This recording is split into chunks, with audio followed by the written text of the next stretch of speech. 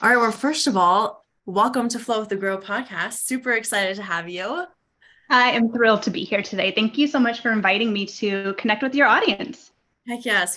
I mean, there's like a kind of a lot that I want to talk about and go over, so I'm really excited.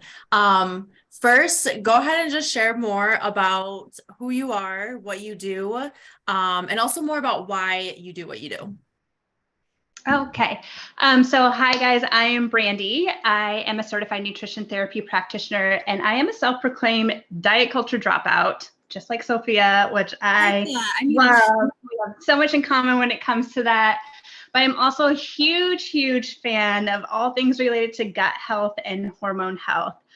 So I provide women with support for sustainable holistic nutrition so that they can overcome their symptoms of bloating, fatigue, PMS, irregular menstrual cycles, so that they can really become more in tune with their body and live a very vibrant and energetic life. But it did take me a little bit to get here. It took me a little bit through that diet culture journey to figure out how food and nutrition really played a role in my life. So kind of fast forward, long story short, like I was in traditional healthcare for a total of 14 years, and 12 years into that, I was like, I think this is not my passion anymore. I think I need to be on preventative healthcare instead of kind of this sick care environment that I was working in, and really have learned a lot myself about how food and nutrition affected me, and had really started to learn about a lot about hormones because that was never really talked about in my family growing up. And I had masked my hormones for so many years with hormonal birth control that when I finally connected with my hormones again, I was like, okay, well, what the heck is going on here? So I just had this huge passion to learn more and dove into this career field of nutrition therapy, went back to school, and have now really made it my life journey to help women feel empowered with their bodies and really understand what's happening with their hormones and the messages their body is giving them. Wow. Okay. So I had like five questions come to Okay, my mind there. perfect. But first, okay, so you said nutrition therapy. What is there like, do you go to school specifically for that? Because like I'm a certified nutrition coach, but what's the difference from that to like nutrition Mhm. therapy? Yeah. So there's a lot of different titles out there, right? So I'm a certified nutrition therapy practitioner. So I'm really looking at the ways that we can use food to really target maybe different things that are happening in the body. So specifically when we're looking at gut health, right? So there can be different foods that are maybe triggering an imbalance in the gut, or there can be different foods that can be really used to help nourish and heal the gut and what's going on in there. So we're using food kind of as that therapy to really get the body back into balance and really be optimal. I love that. Okay. I like that it's therapy, using food as therapy to heal the body. Yep. Yes, it makes sense. I've just never heard it spoken in that way before. So that's really cool. So, okay, quickly, let's go back to, because you said you used to work in healthcare and then you switched to what you're doing now. And I guess I don't know really what the question specifically is, but like I've just heard of a lot of people going from like that type of healthcare into more like holistic health. Mm-hmm. What are some of like maybe the main differences, but also things that maybe frustrated you or frustrates you now about healthcare versus Yeah. holistic healthcare? Yeah. So, I was in healthcare for 12 years before I was like, I think I want to go back to school. So had a career for 14 years as an interventional radiology tech. And a couple of years before that, I was just a radiology tech. And I don't mean just for all my radiology tech friends out there. You are very important. But 12 years or 14 years total as an interventional radiology tech. And I was assisting my radiologist to do minor surgical procedures that utilize X-ray, ultrasound, or CAT scan guidance. And what I really started to notice with that, so when I started that journey with interventional radiology, I worked at a children's hospital. So there wasn't so much the diet and lifestyle aspects to affecting health with those kiddos. But then when I shifted into the adult world, I was like, oh, wow, like a lot of these things are influenced by diet and lifestyle. And is anybody having that conversation? And it got really frustrating when we would have the same patients coming back over and over and over again. And what we were doing was very important and very valuable to their life and their progress with health. But I didn't feel like there was that education piece around how if we just make a few tweaks to diet and lifestyle, we can like really expand your results and outcome from the things that we are doing with our procedures that we were doing. So I really got a little bit curious and had to challenge my beliefs around what my role was and how traditional healthcare was being utilized in our society. So that was like, okay, this is where I can make a big shift and where I can make a big difference and help people understand that we can really improve their overall health status by diet, lifestyle, environment, all those things. Mindset can really play a big, big role in that. Yeah. Okay. I agree. And what was I gonna ask? So talking about hormones, you had said that you weren't really taught that growing up, and I wasn't either. Like not like hormones, but also like with our cycles and things like that. We'll get to that. But what are like the main hormones that you talk about with people, or that you see maybe show up a lot with trying to like help through food and nutrition? Yeah.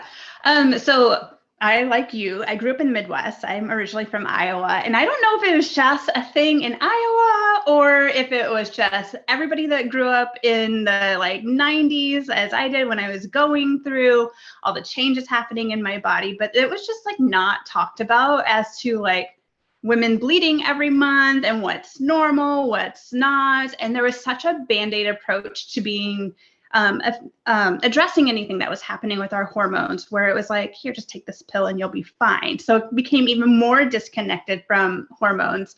So what I really work with my clients on is like, let's get the basic understanding of the menstrual cycle. You know, there's 4 phases of the menstrual cycle, and all of those phases are triggered or kicked off by a different event that is happening due to the shifts in your hormones. So those phases are the menstruation, the follicular phase, ovulation, and the luteal phase. And each of those phases, well, I should say this, like rewind a little bit. Every single day, our hormones are shifting a little bit throughout our whole menstrual cycle. So your menstrual cycle is from day 1 is the very first day that you bleed, all the way until the day before you bleed again. That starts a new cycle. So every single day, our hormones are shifting just a little bit. So today, your hormones are going to look different than if we tested them tomorrow. So the day in which testing is occurring is really important as well, depending on what you're looking for if you're testing your hormones. But the reason why this is important as well is females cycle every 25 to 35-ish days. It's kind of the normal average cycle, menstrual cycle length. Males, on the other hand, they cycle every 24 hours. So each morning they wake up with fresh new hormones. We do that over a 25 to 35-day cycle. So to get on a little bit of a soapbox here, women are not just small versions of men. We are completely different. And so when we're thinking about diet, nutrition, lifestyle things, we can't have the same approach as guys do. We're completely different. I've been telling people that recently, some of my clients and stuff. Okay, got it. Yes. And you know, so my basic thing that I do with my clients is like, let's get a basic understanding of the menstrual cycle to begin with, and noticing the changes that happen to your body throughout your cycle. So, you know, as estrogen is rising in the follicular phase, you're probably going to feel a lot more energized. This is kind of when our masculine energy kind of comes out more, is in the follicular phase. So after we're done bleeding, the rise of estrogen that is occurring as a new egg or follicle is being stimulated is really kind of driving us to be like really motivated, really like energetic. We can feel like we have more energy to do different workouts at this time. And that's all leading up to ovulation.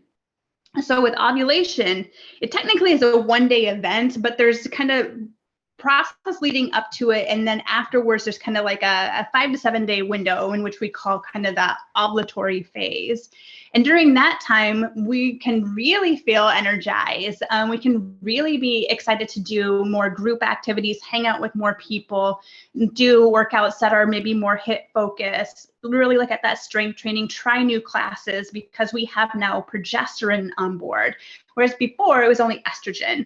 So now with progesterone and estrogen here, we can really take advantage of that during the first part of that, the ovulatory phase, and also the first half of the luteal phase.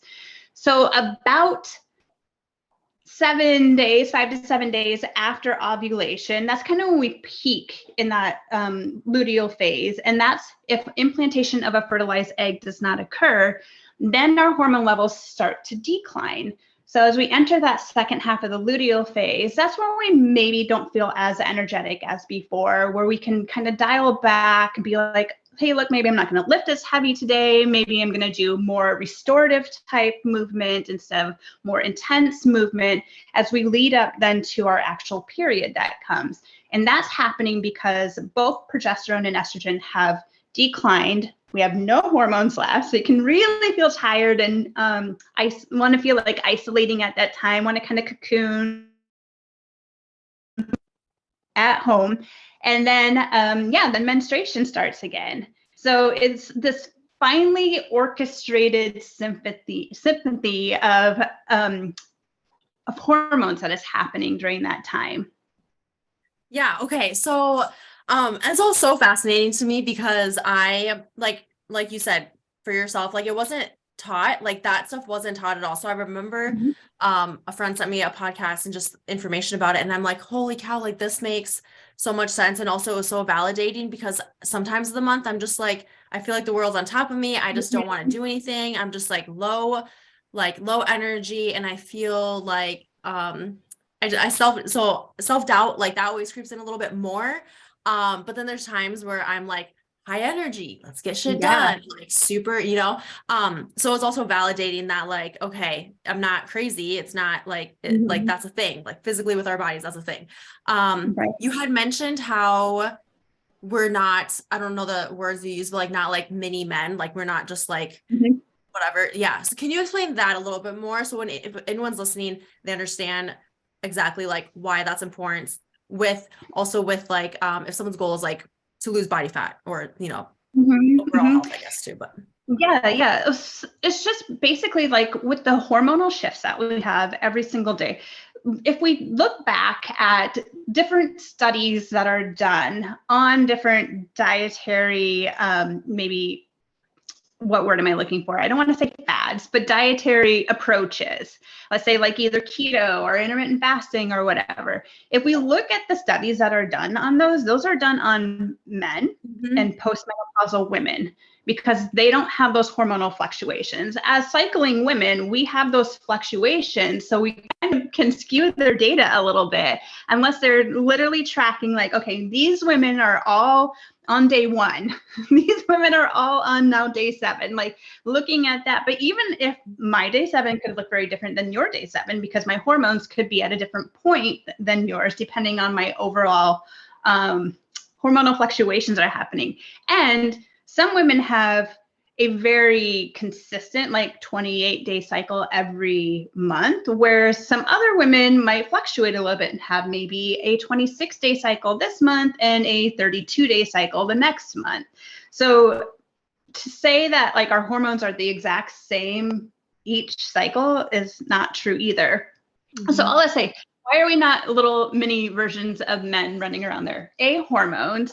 And with these hormones too, I think it's important to recognize that in the luteal phase, when progesterone is finally on board and it's our feel-good hormone, and for us perimenopausal women, it's the first hormone to kind of tank when we first start entering perimenopause, but that progesterone is actually thermogenic. So during that luteal phase, you are going to be hungrier because your basal metabolic rate is increasing because our body temperature increased. And so you're going to require an extra 250 to 500 calories during that luteal phase. So if you're like, I'm hungry before your period, yes, because you have more hormones and you're burning your calories faster. So you should never really gauge yourself. I know so many women are like, I shouldn't eat the same, or I should eat less than my partner, my male partner, or my male friends. That's not true. We have to really dial into what our body is specifically telling us and what we need. Mm-hmm. Yeah. And so when you said that, like in the luteal phase, we're hungrier, so we need more food and calories. Is that for everyone, or was that just perimenopausal? Or that That's for was everyone. okay. Everybody has That's the what I thought. progesterone. Yeah. Yep. Yes. Okay. Yep. Perimenopause is a whole nother like kettle of fish. And Yeah. Yeah.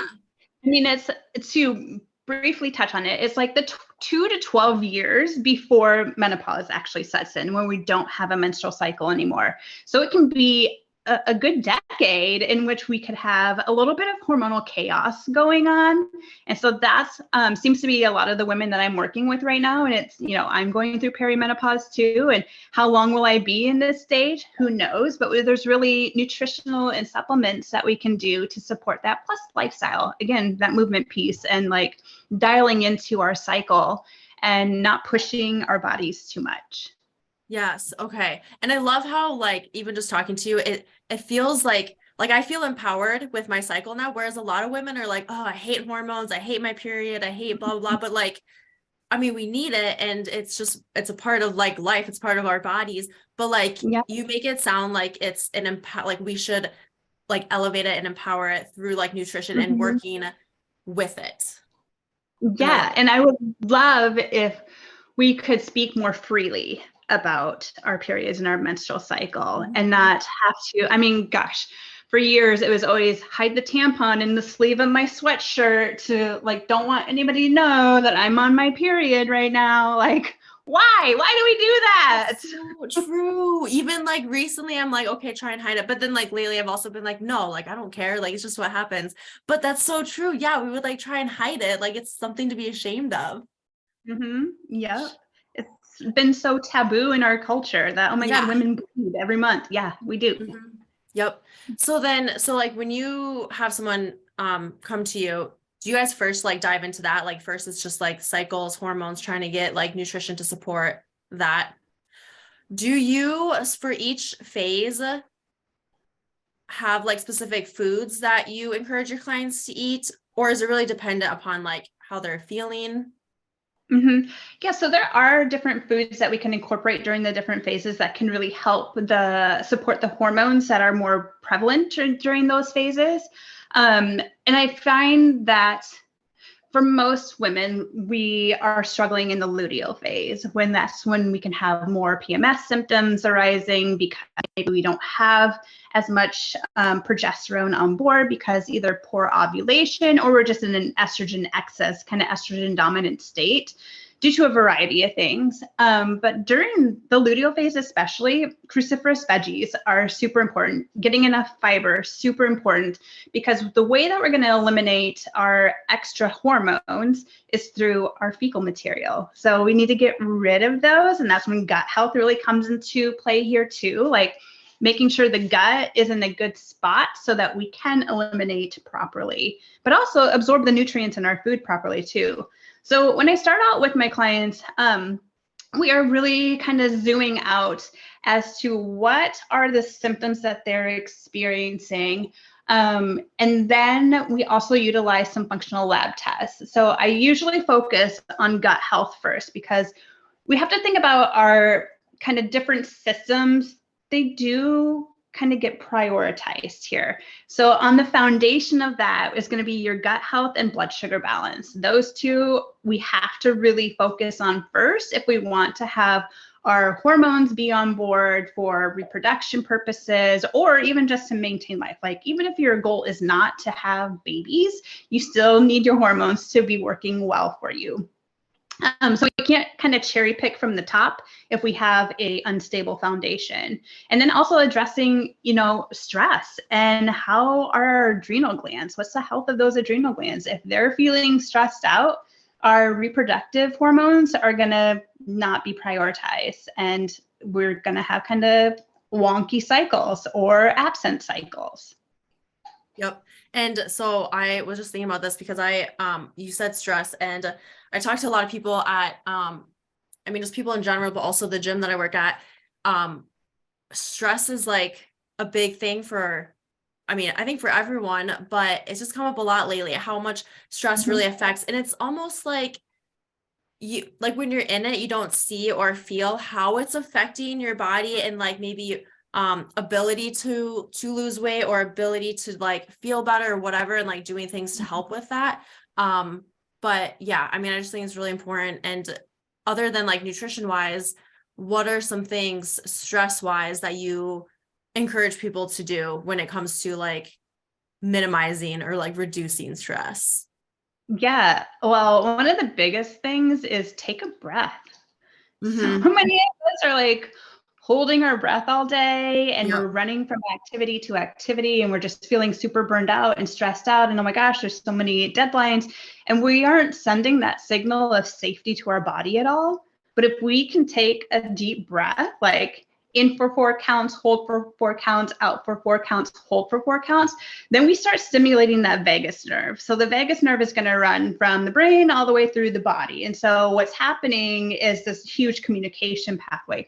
And we stimulate the vagus nerve, then we are putting ourselves back into that parasympathetic state instead of the sympathetic state where we're in this like fight or flight situation. So when we're in that fight or flight situation, the body is just trying to prepare to run from whatever the threat is to the body. It doesn't realize, our brains are super primal. It doesn't realize that, hey, maybe I'm stressed out because things are going on with my kid's life, or my coworker kind of sucks right now, or I have this impending deadline, or I'm dealing with gut imbalances, or whatever. I'm actually being chased by a bear. The body can't differentiate between that. It just is receiving a signal of stress. And so it's continuing to pump out the cortisol for that fight or flight, for let's go, let's run. We need to get out of this situation. And so what's getting put on the back burner are our hormones and our proper digestion. If we're eating in a stressed out state, the body is not producing your gastric juices that you need to properly digest food. We're not absorbing our nutrients from our food appropriately, and it all can kind of get hindered in that process. Yep. Yep. And also, so when you, okay, so 2 questions came to mind, but first, gut health. Mm-hmm. My brain sometimes is like 10 different things at once. Gut health. Can you explain, like, because I know I've read and heard things about how like, our gut is our second brain, basically. Mm-hmm. Can you explain that a little bit and like what's going on? Yeah. So there's that vagus nerve that is going to connect the brain and the gut. And, there's so much that happens in the gut. That's where our immune system mainly lives, and our neurotransmitters like our serotonin and our dopamine, those are influenced and created there. And if we have imbalances happening in the gut, those bacteria have been shown that they can travel up via the vagus nerve, and there can be communication happening there. So like, let's say that you're really anxious or nervous about something coming up, and then you end up having looser stools, right? Kind of the pathway there. Your gut and your brain are connected right now. So there's huge connection there, and there's still so much more emerging like data around it, and how the gut is really our second brain. And it's just so impacted by how are we feeling our gut is how we're going to feel our brain and our body. Mm-hmm. Yep. And then it goes back to hormones, supporting our hormones through food, reducing stress, all those things. Yeah. Yep. Do you ever have people like, how do I want to ask this? So, I mean, I have people that come to me and they're like, I want to lose weight. And I'm like, well, let's not step on the scale. I'm just I'm just not about the scale. I don't like it. And most of the people know that. Yes. So when you get someone that comes in, like they want to lose weight, they step on the scale, but also like like it sounds like you're more so focusing on nutrition and food and hormones and things like that. So how do you help someone to like realize that that's not important, and to just try not to, I guess, like focus on that? And also I was thinking about this because with our cycles, like men can weigh themselves every single day, but like, and they can compare it day to day, but women, like we can't really compare it day to day then. Like it's more so like within our cycles, month to month that way. So yeah. So the number one piece of advice I give my clients is put the scale in the trunk of your car, somewhere where it's out of sight, out of mind, and you would have to take time between the thought of like, I'm going to step on the scale to actually get there and like actually talk yourself out of it. Because this is really a good idea to use the scale. Like, what is the intention? What is the purpose? What is that number going to prove? I feel like so many people are using the number on the scale just like the stupid magic 8-ball when we were kids, right? Like, am I going to have a good day or not? I step on the scale. Oh shit, the scale went up and I'm going to have a bad day. Like, no, we can't let that number determine how we're going to feel. We have to really dial into like, how do I feel in my body? So we remove the scale.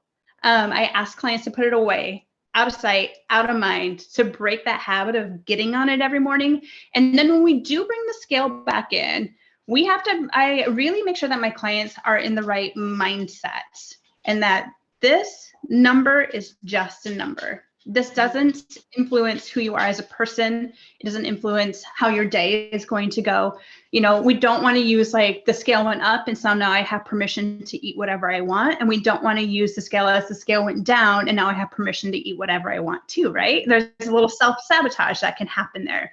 So when we really walk through this self-guided journey of like, recognizing our body, the signals our body is giving us, and loving our body as it is, which can be hard because sometimes we can feel like if I love my body as it is, am I not allowed? Does that mean that I'm not going to keep trying to achieve my goals? And does that mean that I'm complacent? And that doesn't, not at all. Like we really have to reframe the mindset there.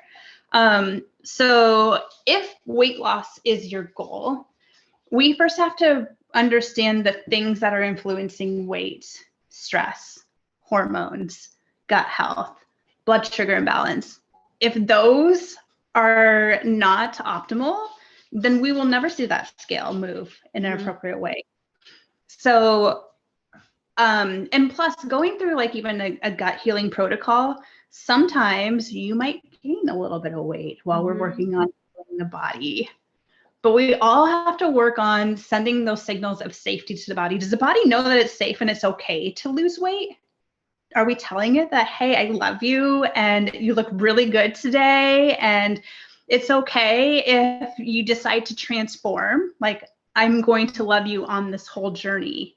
And I love you for even the things that I did to you in the past. That was a big thing, the conversation I had with a client the other day. She's like, I keep apologizing to my body for what I did in the past. I'm like, I don't think that's necessary. I think that's almost sending the wrong signal. I think it's okay to be like, hey, listen, I love you and we're going to go on a new journey. We're going to transform in a different way. I'm going to treat you a little bit different.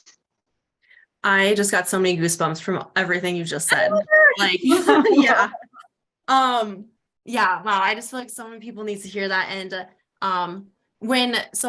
if you, because you said that you make sure that your client is in the right like mindset space, how do you know that they're in the right mindset? Do you ask them questions to kind of see like how do you know for sure that they are ready to do that? Yeah. So, you know, we are really recognizing different patterns, stories. Diet culture has given us so many stories. Yep. So have we been able to rewrite those stories? Are they still being triggered or influenced by diet culture or old stories that will creep in? You know, with every expansion, we do have a little bit of retraction too. Every time we expand and we're like, oh my gosh, I'm in such a better place, we might accidentally retract a little bit.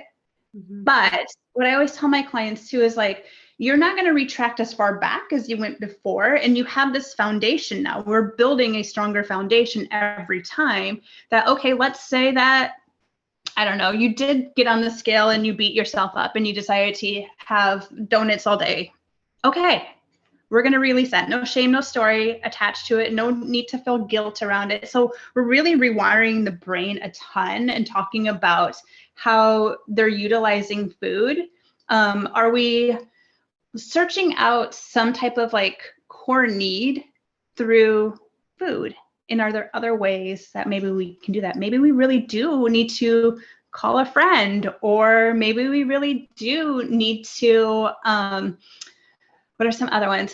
Maybe we need to, if we're bored, maybe we need to find something else to do. Maybe you really are hungry. Maybe you're under feeling your body, and we need to make sure that you're eating enough throughout the day so that in the evening time when maybe the snackies hit, maybe they won't be as strong. Or maybe you will have an alternative thing to do because you're bored. So maybe instead of being bored and going to the pantry again, maybe you're going and grabbing a book and reading that for a little bit and then seeing, hey, am I really hungry? Maybe I need to eat a snack. Mm-hmm. Yeah. Yep. And so I want to go into PCOS, but also belly bloat, like belly bloat. Cause I feel like that's a term that's like kind of gets thrown around too. Like I need to get rid of this bloat, or like, so like if someone's thinking, yeah, I have belly bloat that I need to get rid of, what is it? I mean, it's probably hormone based, right? But like, Hormone or or what? gut Gut health health. based. Right. Yeah. Yep. Yeah. Okay. So then that point, you probably like do more like work with the nutrition to help. And do people just normally like after you do that, that kind of goes away? Yeah. So what I'm really looking at when we're looking at bloating, I have tons of questions when I talk to my clients, and I always do free consultations too to understand like where they're at, what journey they've gone on so far, and then I offer my insight in things that maybe I am seeing that maybe is a correlation or a pattern. So with bloating, is it happening all day long? Is it from the moment you wake up until you go to bed? Do you feel bloated? Or is it only happening after you eat meals? Does it happen when you eat specific meals? Are there times during your cycle, if we're looking at cycles, is there times during your menstrual cycle that you feel more bloated than other times? Is there like different food or drink that are affecting it? There's so many things when it comes to bloating that it is hard to be like, it's this direct thing. We can't always just guess, but there's a ton of different questions that go into it. And that's why I also use functional lab testing. Like comprehensive stool panel tells us a lot about the gut microbiome. So I like to use a test called the GI map. And it's telling us about the DNA of the microbes that are living in the belly. Like, is there a parasite? Is there an overgrowth of bacteria? Is candida an issue? Are we dealing with small intestinal bacterial overgrowth? Like all of those things can cause bloating. And so we just don't want to throw spaghetti at the wall. That's not my approach. I'm more of a test, don't guess type person. Let's get some concrete data that we can use as a roadmap on our journey together to see, okay, here's a targeted approach that we can do. And what I love too about working one-on-one with clients is that we can pivot. So it's like, oh, this isn't working. And I'm sure you see that a lot with the clients that you worked with too. Like, this doesn't seem to be working as well for your body. So we can pivot and we can try a different approach or utilize something different that maybe does agree with your body more. And it's always a collaboration, right? It's not just my way or your way, but we collaborate a lot with our clients to be like, how can we do this together? Yeah. I always like, one of my big things is like being able to like give them like autonomy too and like decisions. So like, instead of being like, this is the one way, this is the way we're doing it, let's like having that conversation of like, what do you think about that? Or what do you think would be best? Or, and just like giving them the option to like decide, make that decision for themselves too. And I've had people be like thankful for that, because it wasn't me pushing something on them. They were ready to start something when they were ready to like move forward with it. And then like, to try different things and stuff. So, I'm going to take 2 seconds here. I have to plug my computer in. I forgot to do that in the beginning. No worries. And my thing just came up. I should do that too.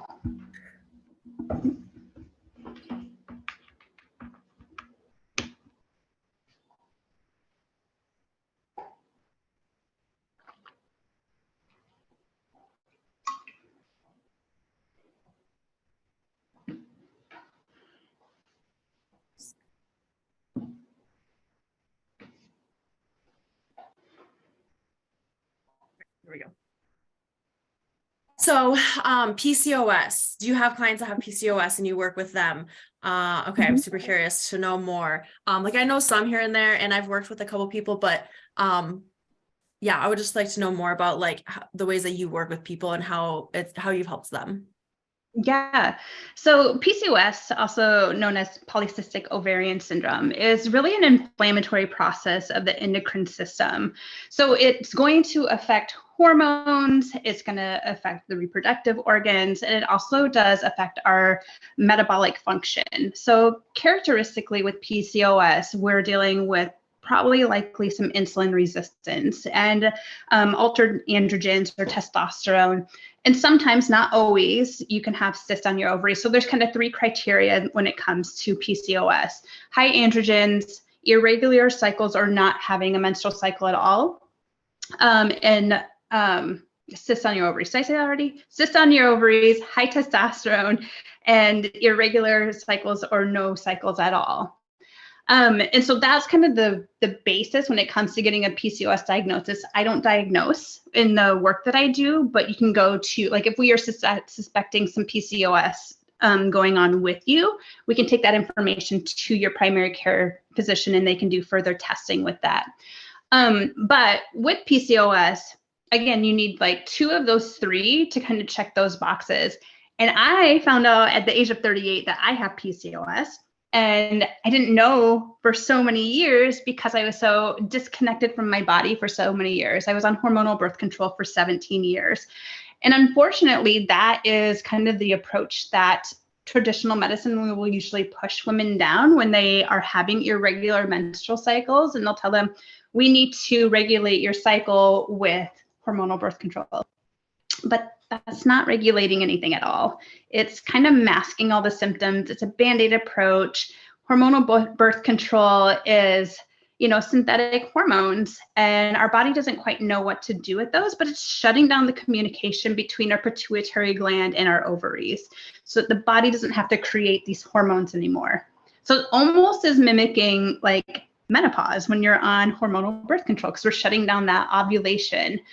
So with PCOS, one of the biggest things with that is really understanding blood sugar. And insulin resistance is really common with PCOS because testosterone and insulin have a very cyclical relationship, meaning that as testosterone elevates, insulin elevates. As insulin elevates, testosterone elevates. So they continue to rise and rise and rise and rise. And so that we can get into this androgen excess type state where, some of the symptoms of having androgen excess can be weight gain, for sure, difficulty losing weight, facial hair, baldness. Those are some pretty typical signs when we're dealing with androgen excess. So when I'm working with women who do have PCOS, who know they have PCOS, or we're suspecting PCOS, we're really looking at that blood sugar piece. And this is like a huge focus of mine right now for me personally too, because I am realizing more and more how much stress is affecting blood sugar, but then also I tend to be in a testosterone excess type state as well. So how am I going to support my body and my blood sugar to bring those down? When we're dealing with PCOS, what happens often is that our ovulatory, our ability to ovulate is hindered because of the imbalances, the excess insulin, the excess testosterone. Sometimes it can be estrogen dominant, or it can be not enough estrogen as well. So these follicles aren't getting stimulated, or multiple are getting stimulated, but none are getting stimulated enough to actually have ovulation occur. So again, diet has a big role in this. And unfortunately, so many women who are dealing with PCOS are told by their general practitioner to lose weight, eat less, and exercise more. And that's such an insensitive approach. That sounds like it's the opposite of what people should be doing, right? Mm-hmm. Like, yeah. As you and I both know too, like if we're restricting calories so much in a chronic restricted state, our metabolism is going to slow down, and it's not going to burn. It's going to just say, hey, we don't know when we're going to get more fuel sources. So we're just going to store and store and store, because again, our brains are super primal and it thinks that we're hunting and gathering for our food, not that we can go to our refrigerator and get whatever we want to eat out of it. And so we can't go in a chronic restricted state for longer than 3 months. And so many women are running around out there on 1,200 calorie diets and years. they don't have any energy left. And so, these poor, you know, women with PCOS are told all the time, eat less, eat less, eat less, exercise more and more and more. And they're just stressing out their body even more. Yeah. Yeah. That's really sad. When it comes to like exercise with PCOS, what do you tell your clients to do? Because I mean, like not like them doing more, obviously, but like strength wise versus the cardio aspect. Like what do you have them do? Yeah, strength training, 100%. So good. We want to work those muscles to the point of fatigue in a strength way, in a not hit way. Right. HIIT Yes. and PCOS isn't necessarily the greatest combination unless you're like in your follicular phase and you're like feel really good and energetic. But the more that we can utilize strength training, that improves our insulin sensitivity. There was a training I was on recently, and even one session of strength training can improve your insulin sensitivity like 60% or something like that, because our muscles really are going to utilize that excess glucose that we might be having floating around, which raises in our insulin. So strength training definitely for PCOS. And let's not undervalue the power of a walking. Yes. Oh my gosh. Yeah. Walking is so beneficial. We don't need to run everywhere. We can walk. Even walking like 2 to 3 minutes after a meal can improve your insulin sensitivity as well, because your body is utilizing that glucose instead of storing that glucose. Wow. Yep. Yeah. I mean, for a long time when I was in my like phase, I would say I would like do hard, intense workouts, eat less, like, and that I was like, no, walk doesn't do anything. Like, I'm not going to do that. But like, when I have been learning more over time, walking is like one of the best forms of like cardio. And it's like, you're getting so much more than just that. And I just think that because people are always like, they do undervalue it or say it's not doing much or whatever, but really like it's like one of the best things that you can do.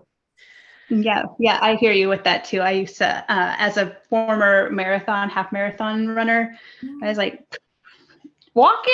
No, that's not an exercise. I need to work out for at least 45 minutes to an hour in order to have an effective exercise. And that's such a diet culture influence there. Yes, it is for sure. Oh my gosh. Yep. 100%. What else? So I'm curious to know your thoughts on this. So I work with people who we track macros, but also it's more of an intuitive approach, just so they're aware of like how much they're eating, especially with protein, making sure they're getting enough protein, making sure they're getting enough carbs, but also like it depends on the person. Like if someone doesn't have a good relationship with food, like I'm not going to start them with macros right away. Like it's more so about what they're eating, healthful foods, things like that. What is your like opinion or like thoughts around macros and things like that? And also too, I want to add, because within the flexible dieting world and like bodybuilding, it's a lot of if it fits your macros, but then like I tell people, okay, well, we can hit macros by eating a bunch of donuts all day, but we don't want to do that. It's just having like a balance. Like, yes, it gives us flexibility and it can help with like not being in, in that restrictive mode or whatever. But my thoughts on that has changed over time, but I'm just curious to know like what your thoughts are on that. Yeah. So in the beginning, I do have my clients fill out a 4-day food journal for me, and I do provide them with a diet analysis. Like, let's look at what you're currently eating and are there any deficiencies that your body maybe is lacking? Then I'm also educating people on what are macronutrients, why they all are really important. We don't want to underconsume or overconsume macronutrients, right? We want to find a balance. So I do provide 5-day meal plans for my clients that they can use for inspiration and understand like what should a plate look like? Do we have fats, carbs, and proteins on your plate every time? Do we have are we pairing our carbohydrates with a fat or protein for snacks? Because we don't really want to eat naked carbs. Put clothes on your carbs, please. And then Clothes on your after carbs. that, Did you say that clothes on your put love that? clothes on your carbs. Yep, no Okay. naked carbs. They need Love to have that. some clothes on. Right. So that's kind of the extent I do for macros with my clients. And then we're just really talking about, again, every time, like, how we're fueling our body with the different macronutrients going to affect our blood sugar or affect our hormones. Protein is the most under-eaten macronutrient that I see with women. Like, please eat more protein, please. And it doesn't, we have to think about non-traditional forms of protein too. Yogurt, Greek yogurt is a phenomenal form of protein for some of my clients that are like maybe not as big of meat eaters. Can we do some dairy? What about eggs? Those are all really important. So then calorie wise, I don't have my clients track calories either, but on their diet analysis, we are talking about, hey, here are the calories, the amount of calories your body is going to need. Mm-hmm. And this is really important. Your body needs fuel. Calories are a unit of energy, the end. Yeah. But as you mentioned before, not all calories are created equal. So the information available in, let's say, donuts, the nutritional information in there is very different than the information in, let's say, strawberries. Very different nutritional densities. And so your body takes that information and then utilizes it. So if we're fueling up with just donuts because it fits my macros and it fits the calories I have left over, our body's not going to be able to perform very optimally. You're going to kind of suffer in the gym. You're probably going to suffer with your work, and your energy levels throughout the day could have sugar crashes. Like, all of that plays a role in the quality of the food that we're eating. Yep. There's so many similarities to how we like coach and help people, and I love it. So awesome to meet other people that are doing that too.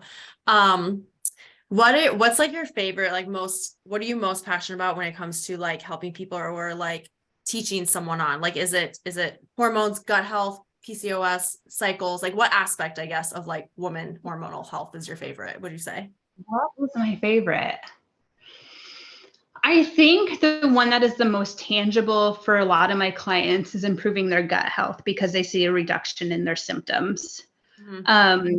And we have celebrations when clients tell me, oh my gosh, I'm pooping twice a day. And I'm like, yeah, this is a huge win. We're going to celebrate because you should be pooping at least once a day, ideally 2 to 3 times a day. So if we're not, the longer that material, the waste is sitting in us, the more our body could reabsorb it and can recirculate. And then we're just kind of pretty toxic, right? Because we're supposed to eliminate our toxins and our waste in our fecal material.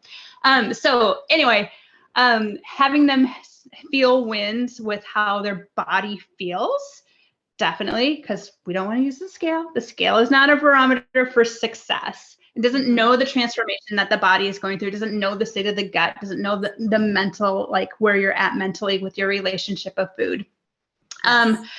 But yeah, and then when clients are telling me, that they're sleeping through the night because we've worked on their blood sugar and we've improved their hormones, like I just really love all aspects of it. I really love seeing my clients thrive in their relationship with food. When they tell me it was the holidays and I didn't have any shame or guilt around the foods I ate, or it's the start of a new year and I didn't feel compelled to start like another diet on January 1st. And I was like, nope, that's not me anymore. I don't have that relationship where I feel like I need to jump on these kind of times of the year when people are promoting more weight loss. By the way, you do not need to lose weight to have a summer body. You have a body and it's ready for summer right now. Yeah. Oh, I love that. Yes, so true. And so I have someone who she goes to the gym that I work at or train at, and she just told me recently that she has not pooped in years. Like, it's like a thing for her that ever since she was, maybe she has here and there, but like it's like a thing for her where ever since she was younger and they've done maybe the doctors, I don't know, has like done like tests or whatever, and she can't figure it out. So I'm gonna tell her to come talk to you, and hopefully she does. I don't Yeah, know if she will. we're gonna get her I feel pooping. like, yeah, I mean, I feel like she probably feels like it's a lost cause at this point. Mhm, But I'm just like, no, nothing's ever a lost cause when it comes to like health in our bodies. Like mhm. there's something that we can do Yep, to yep, heal and help. Yeah. So, absolutely. yep. Curious to know, how did you come up with your name? Your like not your name, but like your business name. Yeah, so a lot of my friends call me B. But when I initially it was just the letter B, right? But then when I met my husband, he called me B with two E's, so BEE, because my name is Brandee with two E's. So B Collective Wellness is for me, and then Collective Wellness is because health and wellness is not just one bucket, right? It's not just nutrition, it's not just movement, it's not just your mindset. It's all of those things together. So we need to have a collective approach to our health and wellness. Love that. Thank you. Yes, love it. And you've like had this as your business for how long now? 4 years. Oh, 4 years. Okay, cool. And do you Yeah. foresee yourself like doing it for the rest of your life? Is there any up and coming things like within your business that you're going to implement and do? Yeah. So I'm thinking of some more kind of mini courses or courses that people can do on their own. But also, I'm just launching a twice a month Ask Me Anything webinar where people can register, hop on Zoom, and literally have like mini consultations live where you can ask me questions like, I haven't pooped in 5 days. What do you think is going on? I'll ask you more questions. I'll give you some resources and maybe some ways that I could also support you if you're interested in that. But like giving you some straightforward, no bullshit, no diet culture answers. So different things that you might be feeling or that you're spending all the time Googling on the internet or you're chatting with your girlfriends about and everybody's like, I don't know, I have that too. Is that normal? I don't know, right? Like let's kind of get some of that out and you can come and learn from everybody else, even if you don't have a question. If you are feeling a little hesitant to share your question publicly, you can always email me and I'll keep your identity private so that you don't have to be like called out in front of everybody too. Yes, awesome. So, okay, we'll wrap this up here. I have a couple other questions, but since we just talked about that, where can someone go to sign up for that? Yeah, so you can head to my website, becollectivewellness.com, and that's BEE collectivewellness.com. And on there, under the work with me, you can drop down and you will find the webinar. It's called the Hive Collective. Because we're all going to be a hive. We're all going to be there as a collective supporting each other. You can chat in the Zoom and be like, me too. I feel the same way. I'm dealing with that too. So you can register there. And yeah, you can also check me out on Instagram. I'm also Be Collective Wellness on Instagram, and that will provide you with a link to where you can sign up for that as well. Awesome. I will definitely link all of that in the show notes. Is there anything that is there any questions that you weren't asked, but you feel like or like a topic that you want to like talk a little bit more about, or like a lasting like message that you want to share? Or if there was like one thing that you would want someone to take away from this conversation. Yeah, I would say you know your body better than anybody else. So if you feel like something is not right in your body, you definitely need to advocate for yourself. Gaslighting women's health concerns is a huge, huge issue. And so many women feel like they've been dismissed and blown off or told that that's normal. You're getting older. Here's your only option to fix that. And it's going to be a prescription that you're not sure you want to go down that road on. You can fire your doctor. You can find a new doctor or find another type of provider that can help explain things to you and understand what maybe help you understand what maybe is going on with your body. You definitely have to advocate for yourself.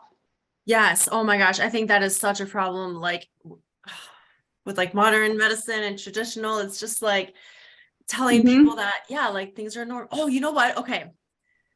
So Okay, for two things. So first of all, I hate when people say, "Oh, I'm just getting old." I Yeah. can't stand I can't Mhm. stand that. Nope. Because there's but so I don't know if you have anything that you want to say about that, but there was when I was younger, I was on birth control, and I think I wasn't on it, and then I started it, and this is maybe gonna be some TMI, but I don't really give a shit. So Never.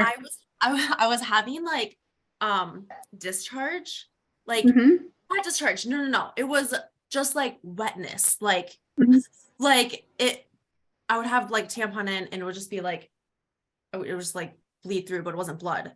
And like I told my doctor that, and she could not figure it out. She like grabbed a book, tried to look it up, and then she's like, well, we're just gonna change your birth control. And I think maybe it was one that had more progesterone or less, something with like one of those hormones. It just got kept, but something did not feel right to me. Like I was like having this gut feeling like you just need to get off birth control, or like this isn't right. Like you shouldn't just have to change up. I just knew that something was like off. And this was like right before I started learning more about like things. But has this ever come up for you? Like, what do you think that is? Well, it doesn't happen anymore. Maybe like a little bit, but not near as much. Right, right. So we do have cervical mucus that changes throughout our menstrual cycle. Yes. And Yeah. so many times, like as youth, we probably thought, oh, something's going on with me, and like I have a yeast infection or something's going on. So cervical mucus or vaginal discharge is normal as long as it's not smelly or discolored, like grayish or greenish or anything like that. So as we approach ovulation, our cervical mucus is going to become more viscous. Is going to or less viscous, more or less. What's Our viscous mean? cervical like thickness. Oh, okay. So let's say as we approach ovulation, our cervical mucus is going to become more slippery, more egg white consistency, clear, stretchy, because that's our fertile window. So the cervical mucus changes to be a more hospitable, make the vagina a more hospitable environment for sperm to live in. And sperm can live up in your vaginal canal for up to 5 days, which is really important to know if you are trying to conceive or trying to avoid pregnancy, that there is a 6-day window in which pregnancy can occur, because ovulation is a 1-day event, but sperm can live up to 5 days in a favorable environment. So our cervical mucus is changing throughout our cycle. And during ovulation, you might find that you have more cervical mucus, and it might be more that egg white, slippery texture. Whereas right after a menstrual cycle, it might not be present at all, or it could be a little bit more thicker, maybe more lotiony, a little bit tacky or sticky. And then after ovulation, when we're in our luteal phase, it might not be present at all, or it can be really thick and kind of sticky and tacky. So those sticky, tacky, lotiony, those are not fertile mucus. That doesn't promote necessarily a environment that is hospitable for sperm to live in. Whereas in that fertile window, when you're kind of ovulating, that can be a sign that ovulation is occurring. And cervical mucus is driven by estrogen. So estrogen drives the production of that and helps with the changes of the cervical mucus throughout your cycle. Okay. So that was cervical mucus, probably. Mhm. Yeah. Yeah. So, yeah, it's just like mind-boggling that never even be like, oh, that's probably cervical mucus. Like, Right. We just yeah, want to make sure it's not like funky smelling, right. where it's like fishy, like a very strong odor, because we are going to have a little bit of a smell to it, right?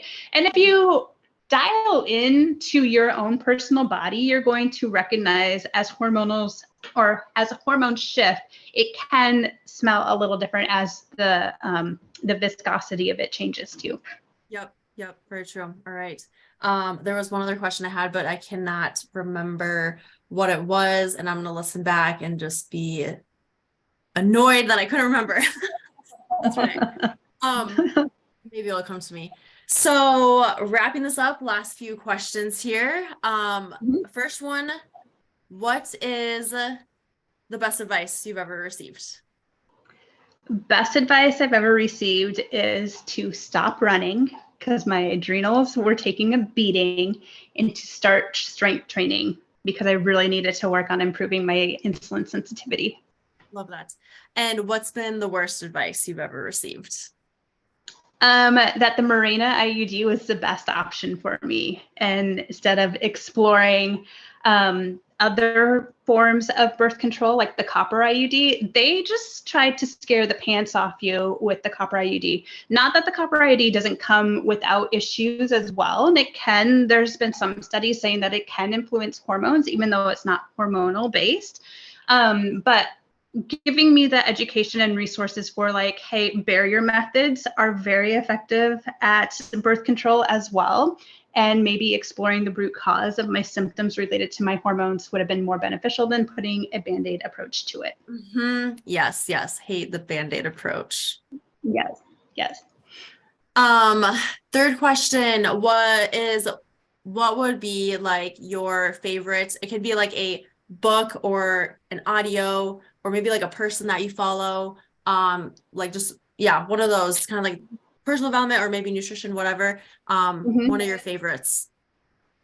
So I have two. One kind of falls in personal development and one falls into women's health. So Mel Robbins is fantastic. Her social media is fantastic. Her book, The High Five Habit, really works on reframing your mindset around your personal appearance. So highly, highly recommend. Listen to it on Audible because she reads it. And I just love the way that she has so much passion in what she does. And then Dr. Jolene Brighton is phenomenal for women's health. She talks all about women's health. She has a phenomenal book called Beyond the Pill. So anybody that has been on birth control, currently on birth control, considering birth control, like this book is chock full of all the information that you're not going to get at your doctor's office. And she just came out with a new book called Is This Normal? To talk about things like cervical mucus or your libido or your bowel movements and things like that, that maybe, again, are a little taboo to talk about in normal society. Awesome. Who's that by again? Dr. Jolene Brighton. Okay.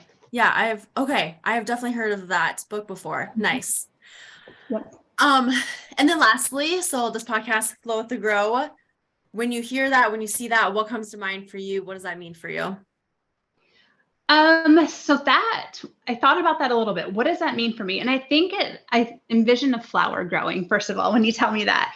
But then also challenging the ego and pivoting the way that we've done things over and over and over again, because society put us in this box and told us that this is what we need to do in order to achieve our results. But what if that doesn't apply to me? What if I need to challenge kind of my beliefs and the stories that I've created around that? And I need to really pivot and flow with something new, as much as my ego is going to tell me, no, this is wrong. And then I'm going to have this huge growth that happens from that. Wow, I love that. Love that. Yes, it's so great. Such a great name. Thank you. Well, this has been awesome. We've talked a lot and I have learned a lot. So I just know listeners will also have learned a lot. So I appreciate you for coming on and sharing your wisdom and everything. And I'm excited to just like keep up with you and your business and see where, the next step, where you take this down the road. Same. So excited. And definitely let me know when you're ready to put this out. I'll put it in my newsletter. I'll link it on my website and it will be on my social media. Yay. Yeah. So before I forget, so we had your website on there, Instagram. Is there anywhere else that you would send people to, or those two main? Those are the two main. I am on Pinterest. So I do have some content on there, and TikTok I played around with. I don't know if TikTok's for me. Yeah, it's I use TikTok as my personal social media outlet to do whatever. It's like I just do like random stuff. Like it is not health and fitness related at all. It's just fun because I like to do other fun stuff too. Right, So right. yes. Love it. So, all right. Well, thank you so much again, and we will be in touch. Yes, this is so great. Have a great day. Thank you. You too. Bye. Bye.